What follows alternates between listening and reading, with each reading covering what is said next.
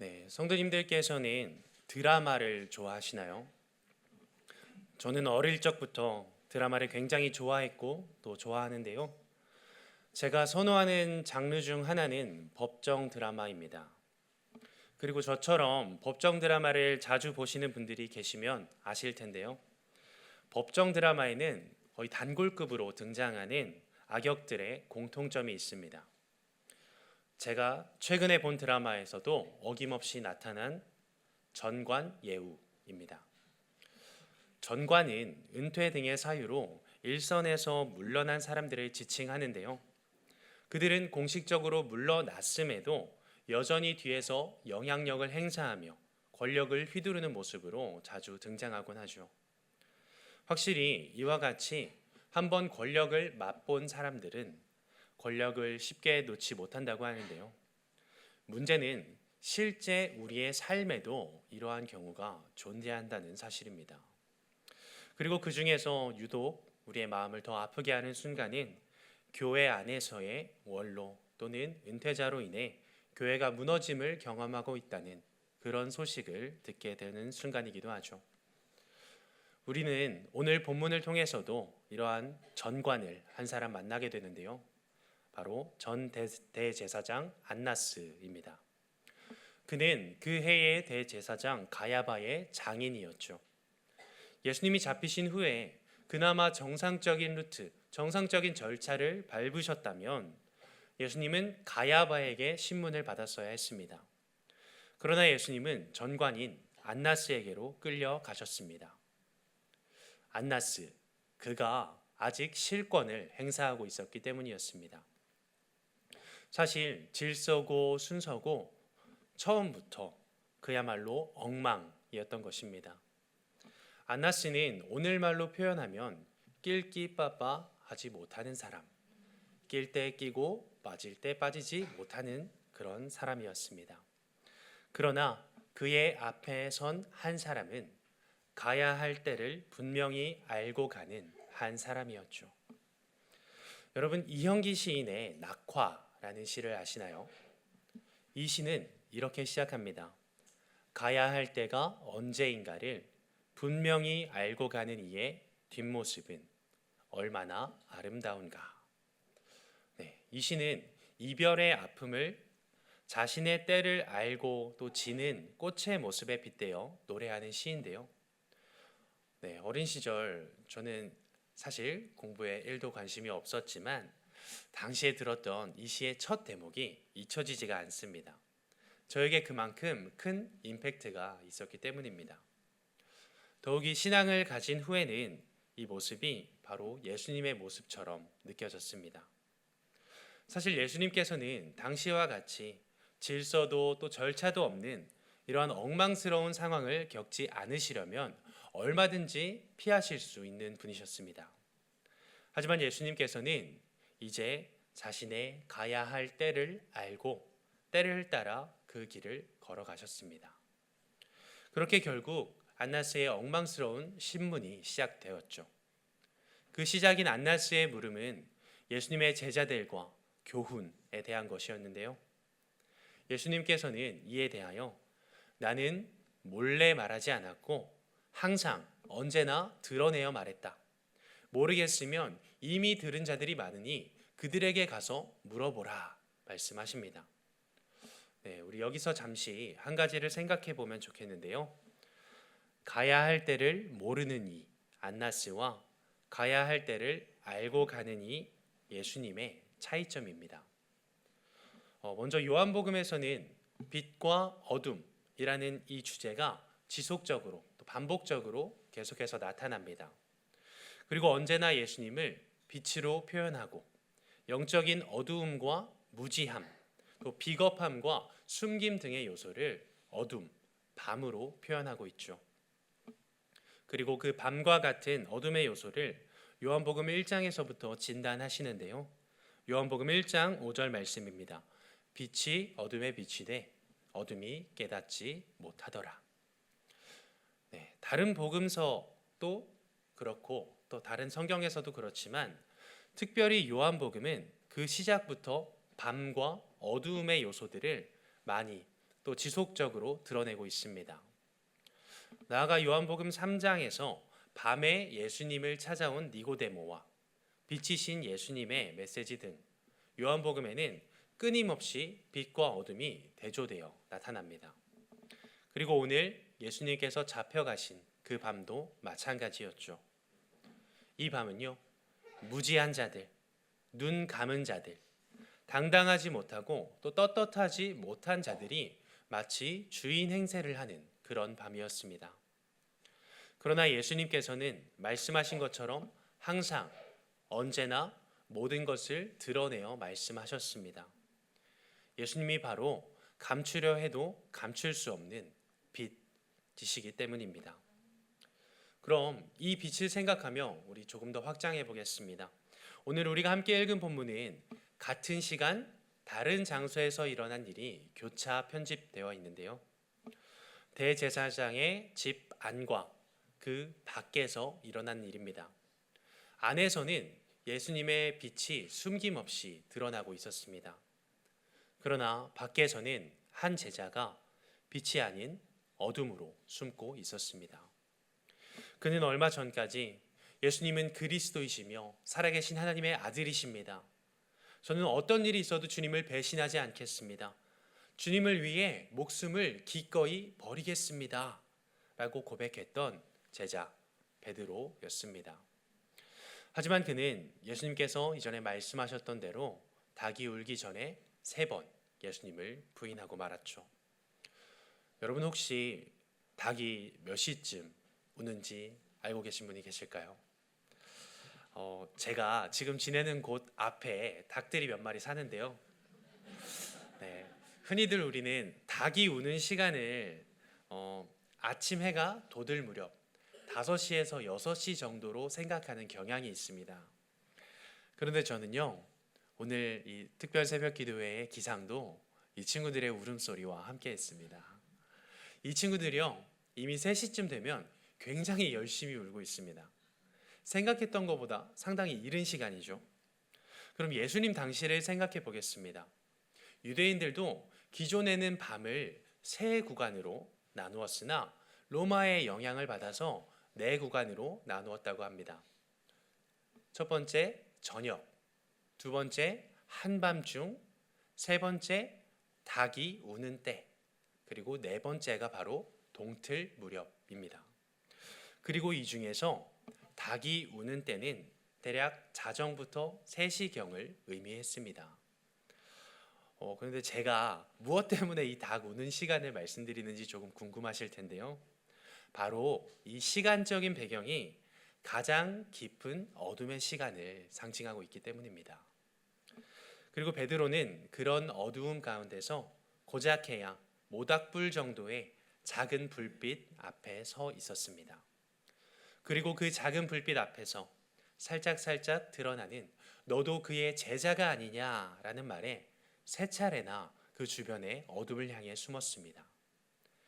같은 시간 안에서는 예수님께서 빛을 드러내고 계셨지만 제자인 베드로는 밖에서 그 어둠 속에 숨은 것입니다.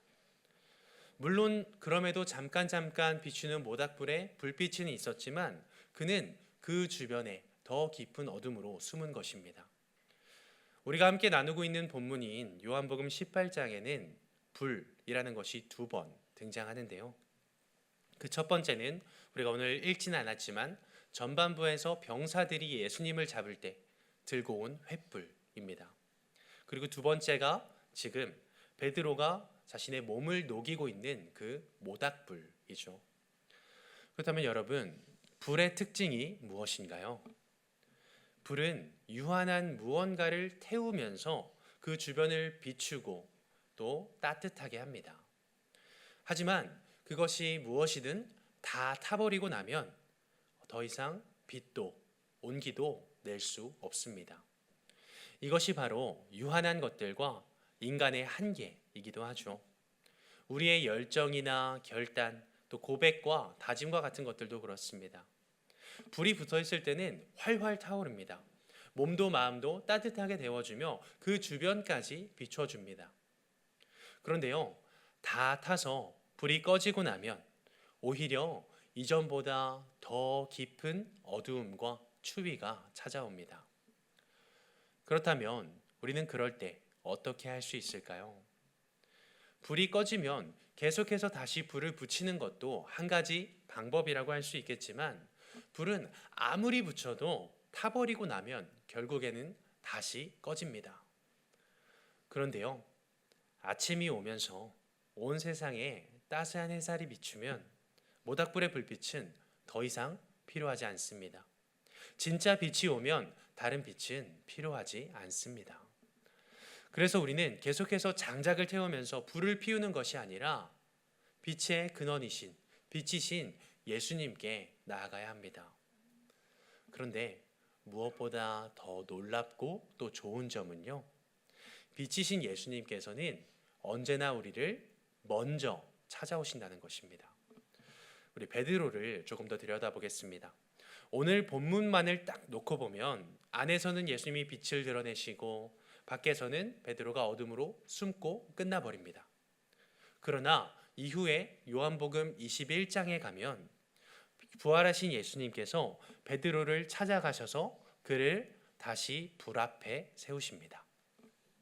베드로가 예수님을 3번이나 부인했던 그 환경을, 그 장면을 다시 재현하신 것이죠. 그렇다면 그때 우리가 베드로라고 한다면 우리의 마음은 어땠을까요? 베드로는요, 불과 얼마 전에 그 불 앞에서 예수님을 3번 부인했던 그때가 당연히 생각났을 것입니다. 비록 저쪽에 계신 분이 주님이시다 라는 말을 듣고 당장 바다로 뛰어내려들어 다른 제자들보다, 어떤 제자들보다 가장 먼저 주님을 마주했지만 그의 앞에는 그가 그동안 그토록 감추고 싶어 하던 과거가 있었습니다. 그리고 예수님께서는 그 앞에서 3번 같은 질문을 하십니다. 요한의 아들 시몬아, 내가 나를 사랑하느냐? 그렇게 예수님께서는요, 이전에 불 앞에서 3번 부인했던 베드로의 입술, 그 동일한 입술을 통해 다시 3번 사랑을 고백하게 하셨습니다. 베드로의 아픔과 수치, 그의 고통과 슬픔, 근심과 고뇌, 그 모든 것을 비추시며 씻기시고 덮어 주신 것입니다. 예수님께서는 어느덧 다 타버린 불 속 그 어둠으로 숨어있던 베드로를 건져내시고 그에게 다시 빛을 비추어 주셨습니다. 그의 상처와 아픔, 고통을 드러내심으로 그가 직면하고 다시 회복할 수 있도록 하신 것입니다. 그렇게 그는 빛 가운데 거하게 되었습니다. 그렇다면 이후에 베드로의 모습은 어떻게 달라졌을까요? 우리 요한복음 이후 곧바로 이어지는 사도행전을 보면 그는 성령을 받고 수천 명을 회개시키는 복음의 통로가 되는 등 사도행전 전반부의 주인공처럼 등장하게 됩니다. 이것이 바로 세상이 어떻든, 사람이 어떻든, 그 환경이 어떻든 예수님께서 이 세상에 비추시는 그 빛의 힘이고 또 능력입니다. 그리고 이것은요, 오늘을 살아가는 우리에게도 역시나 동일합니다. 예수님께서는 언제나 몰래 숨어서 말씀하지 않으십니다. 이미 모든 것을 드러내어 말씀하셨습니다. 숨길 이유도 없고 사실 무엇보다도 숨겨지지도 않습니다. 물론 그럼에도 당시의 대제사장이나 당시 유대인들처럼 암막 커튼을 딱 치고 선글라스를 딱 끼고 있으면 그 빛을 누릴 수 없겠죠. 또한 우리에게 어둠의 시간이라는 것은 분명히 찾아옵니다. 예수님이 잡히시던 밤이나 부활하시기 전에 그 침묵의 시간, 또 이 새벽과 같은 깊은 어두움을 마주할 때가 있습니다. 그리고 그 안에서 우리의 실수와 잘못, 죄와 수치 등을 어둠에 꼭꼭 숨겨두는 때도 있을 것입니다. 또는 너무나 강하게 타오르는 그 열정 이후에 힘없이 또 차갑게 식어 있을 수도 있습니다. 또 잠깐 밝히는 모닥불 정도로 연명하고 있을 수도 있고 더 깊은黑暗 가운데 숨어 있을 때도 있습니다. 그런데요, 우리 하나님께서는 애초에 아무것도 없는 가운데서 빛을 만드시며 모든 것을 시작하신 분이십니다. 무로부터 모든 것을 창조하시고 시작하신 분이십니다. 물론 우리의 어둠이 깊으면 깊을수록 그 빛 앞에 서는 것이 더 아플 수 있습니다. 내가 너무나 숨기고 싶은 상처와 아픔, 고통과 수치, 이러한 것들이 드러날 때에는 잠시 아플 수밖에 없죠. 그로 인해 가슴을 후벼 파는 아픔을 직면해야 하기도 합니다. 그러나 주님의 빛은요, 결국 치유하시는 빛입니다. 겉모양뿐만 아니라 엑스레이와 같이 내부까지의 진단을 위해 비추시는 특별한 빛입니다. 우리의 모든 상처와 아픔을 정확하게 진단하시고 영원히 꺼지지 않는 빛, 그 따스한 빛으로 그 자리를 싸매어 주시기 위해 그렇게 하십니다. 그렇기에 오늘을 살아가시는 저와 여러분들이 잠시 반짝이는 무언가, 내 앞에 있는 작은 불빛이나 다른 불빛을 의지하는 것이 아니라 오직 하나님의 빛, 빛이신 주님만을 의지하며 나아가기 원합니다. 우리가 그렇게 그 빛 앞에 설 때 먼저는 우리가 치유될 것이고 결국 우리의 어두운 밤은 물러갈 것입니다. 물론 그럼에도 이 땅을 사는 동안 밤은 다시 우리를 찾아올 것입니다. 하지만 그럼에도 우리 주님께서는 여전히 멈추지 않으시고 그 빛을 비추어 주십니다. 사랑하는 성도님들, 밤과 달과 밤은 때려야 뗄 수 없는 연결성이 있는데요.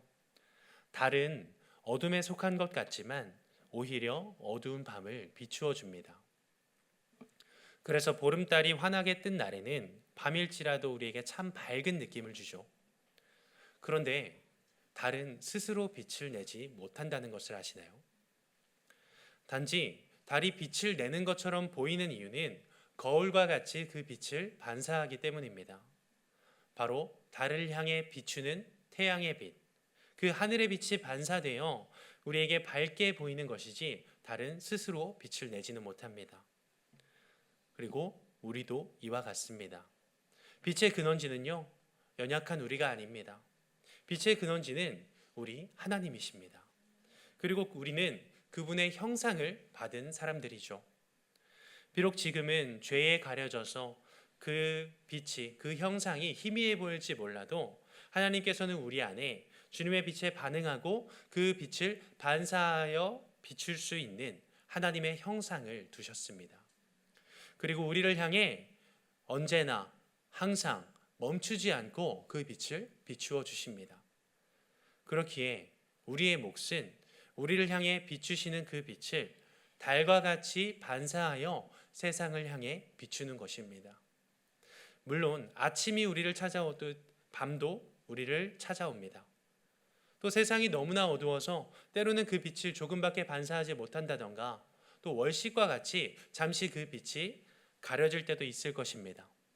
그로 인해 빛이 소멸한 것처럼, 빛이 사라진 것처럼 느껴질 때도 있겠죠. 그러나 그 빛은요, 단 한순간도 꺼지지 않습니다. 주님께서 이미 우리에게 비추어 주셨고 지금도 우리에게 비추고 계시며 앞으로도 영원히 우리에게 비추어 주실 것이기 때문입니다.